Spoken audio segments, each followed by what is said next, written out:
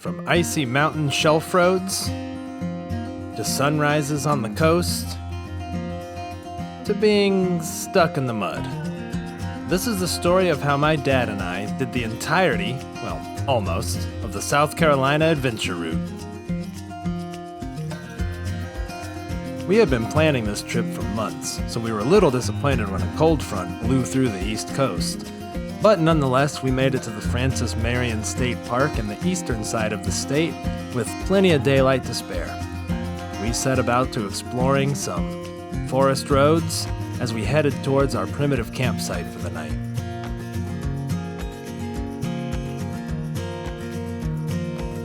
Neither one of us had spent much time in South Carolina, and we were impressed by its beauty. The long-leaf pines, the swamps along the sides of the road, it really was a sight to behold.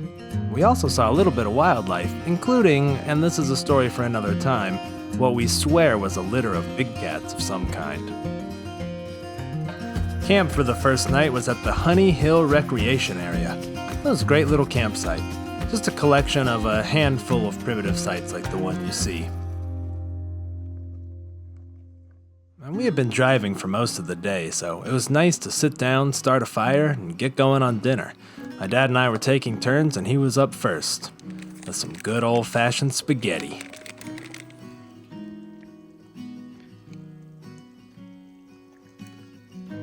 As I mentioned earlier, there was a cold front, so it was pretty cold. That hearty spaghetti warmed me up.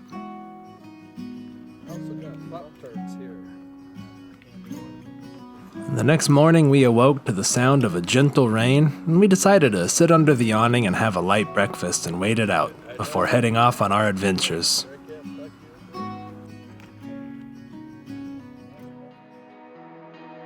The truck was loaded up, and we were eager to hit some trails. Today, we were mostly going to stay in the Francis Marion and camp tonight along the coast.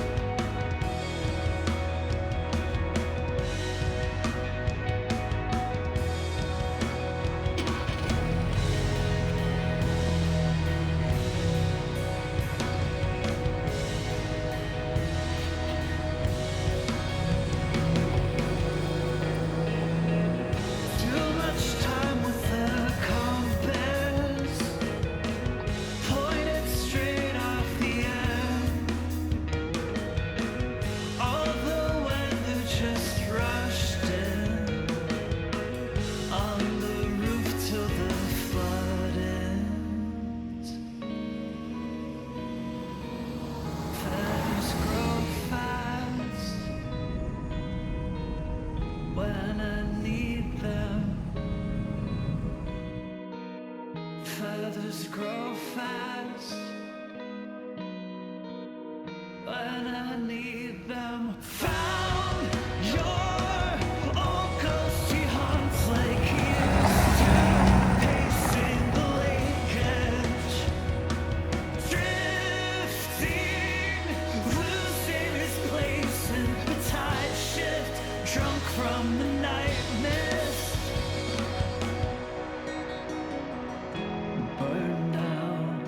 Much of the wood we found was soaked, so we bought a bunch of firewood and cheated just a little bit. I lost my place again. Missed all the light they sent, and carved up all that splintered wood. Did no good, made such small sad little signal fires that give no light.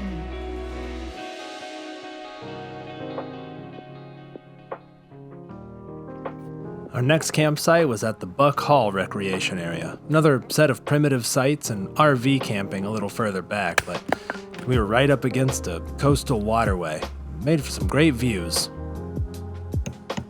Now I set out to getting the fire going because again, it was going to be a cold night.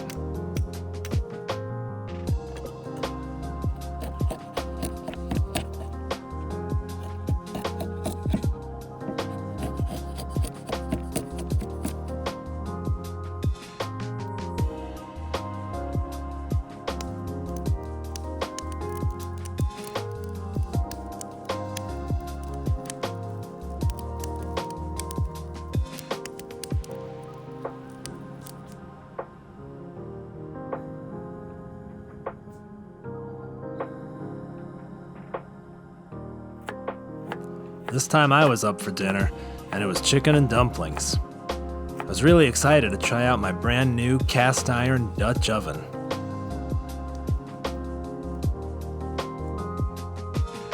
This Dutch oven is specifically made for camping. The lid is designed to hold a whole mess of hot coals. Here we are. We're gonna see how our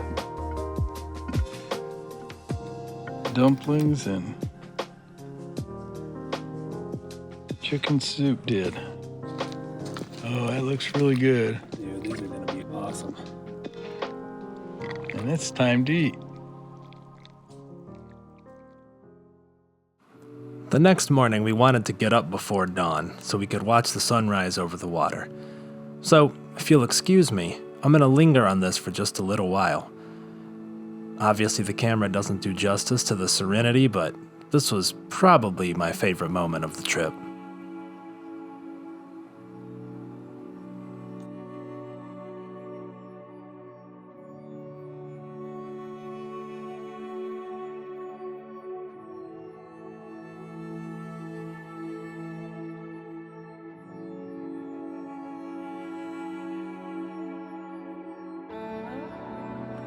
With that, we were back on the road.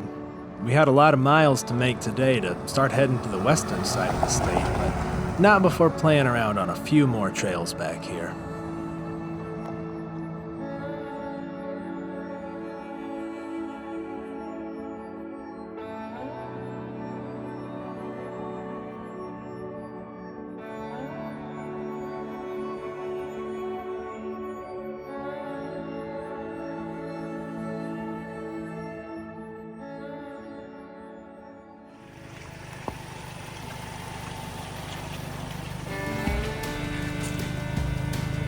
These trails just got muddier and muddier, and some of the mud holes were just a lot deeper than they looked. That's what we call foreshadowing.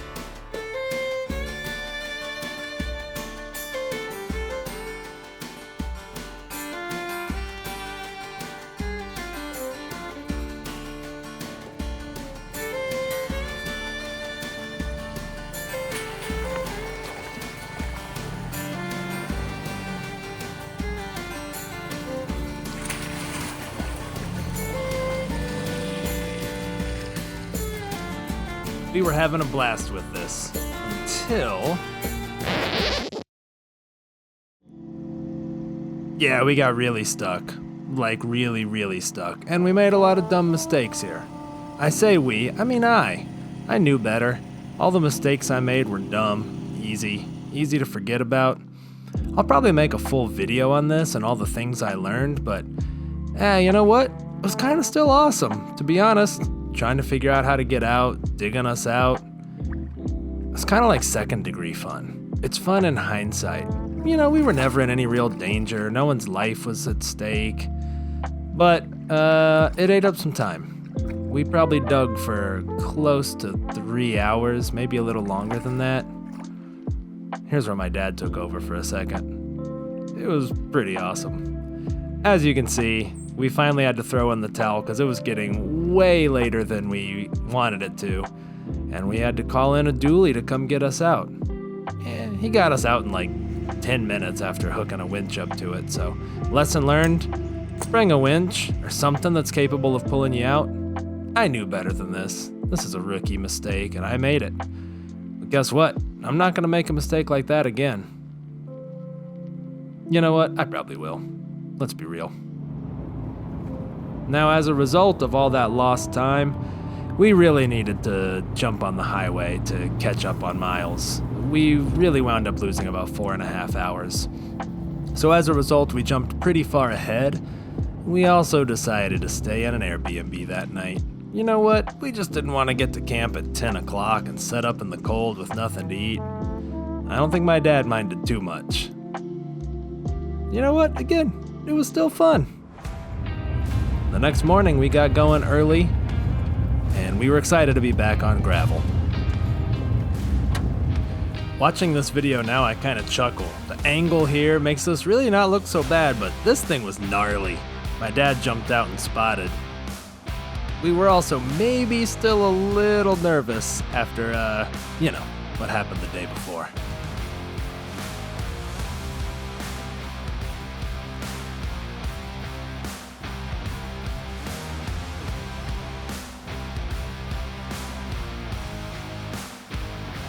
We were now squarely in parts of the state that were really devastated by Hurricane Helene.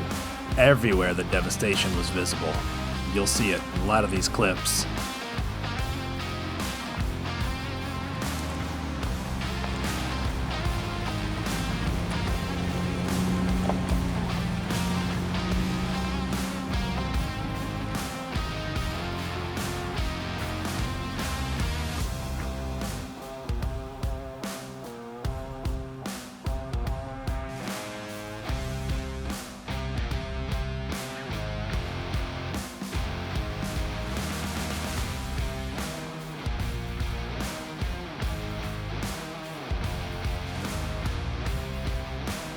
We were a little disappointed to find a really cool bridge closed. We had to do a little bit of backtracking to find our way around it.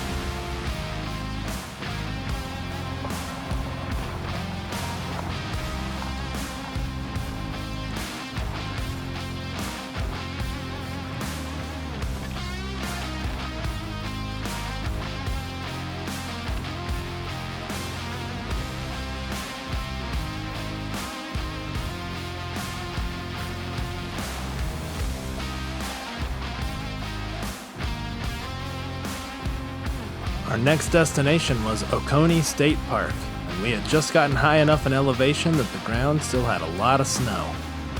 Little did we know, we had a lot more snow awaiting us tomorrow.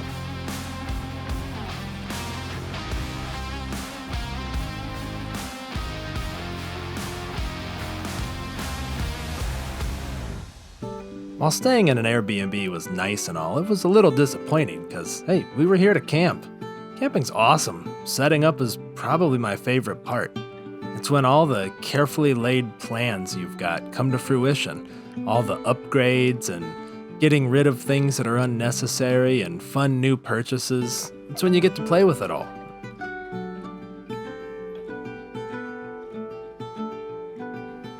And speaking of fun new gear, I was really excited to try out my flint and steel that my mother-in-law got me.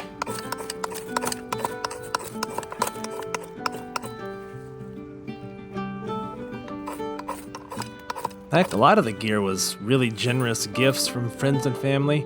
The muck boots my mom bought my dad and I were absolutely the MVPs of being stuck in the mud. I mean, it would have been way worse without them.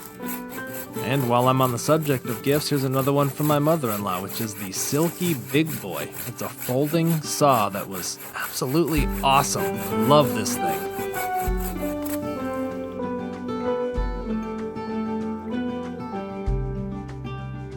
That log was a little green, but we had plenty of firewood left, having missed a night of camping, so we planned to make a big fire here. It was also going to be the coldest night. Supposed to get down to about 18 degrees. Well, my dad was up to cook. Tonight, it was tacos.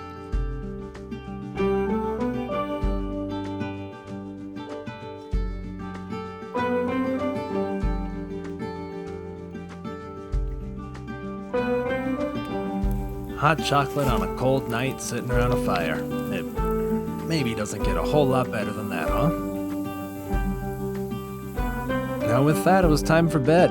Now my tent really was pretty well set up for the cold. I had multiple blankets, including a nice thick wool blanket, another generous gift from my mother-in-law, and I was wearing layers, and I had hot hands in my socks, so I was plenty comfortable. The next morning, though, it was cold.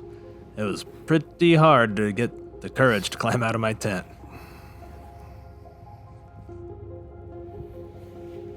Fire's getting a little low. I gotta throw a fresh log on. And while time would make sure it catches, we've got something better. The pocket bellows. It's like magic. Watch this.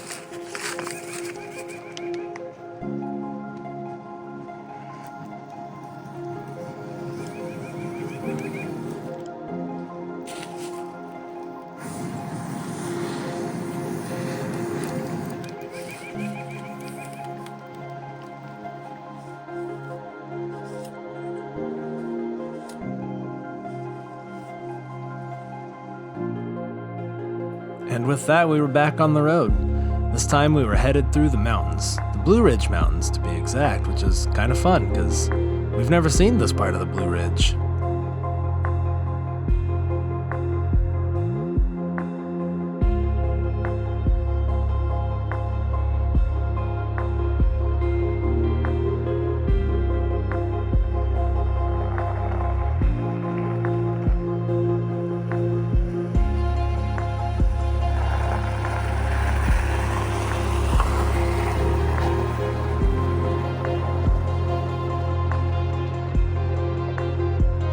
This stretch was at times nerve-wracking because in places it was basically just a sheet of ice on the road, especially when we were on this shady side of the mountain.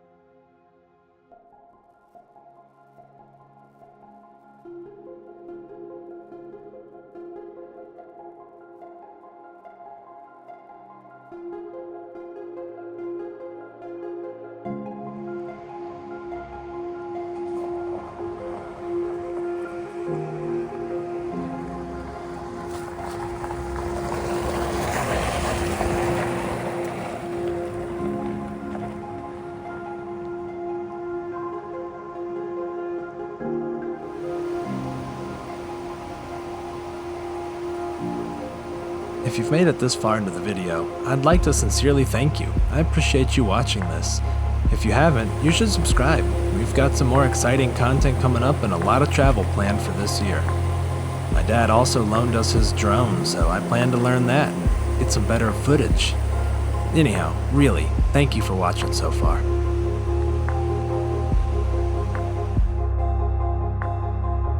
I gotta say, I love this truck more and more. I definitely can't wait to make it a little bit more capable off-road, but it really handled these roads just fine.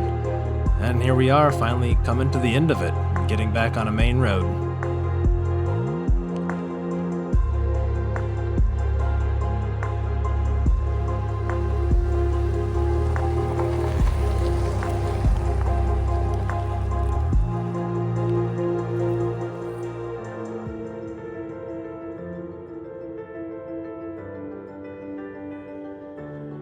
Our trip was winding down here, but on our way out I made sure to tag a waterfall. My dad loves hiking up to see different waterfalls, and the one I found was called Wildcat Wayside Falls.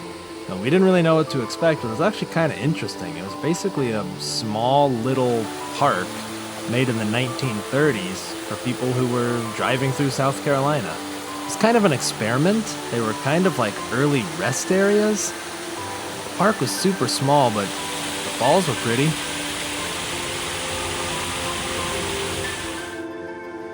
Our next stop was the Poinsett Bridge, which is the oldest bridge in South Carolina and perhaps the entire southeast of the U.S. It was built in 1820 and may have even been designed by Robert Mills, who was the architect of the Washington Monument. It was a pretty awesome little attraction to check out.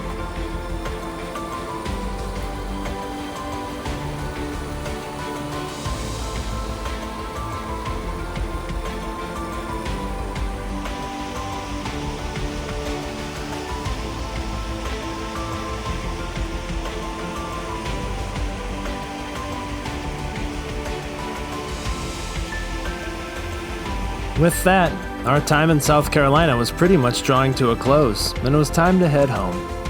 This trip was absolutely awesome, and everything I hoped it, and my new overlanding hobby in general, would be.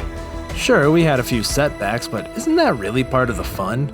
Learning what works and what doesn't, and planning for how to be better equipped next time, that's as much a part of this for me as the actual gravel time.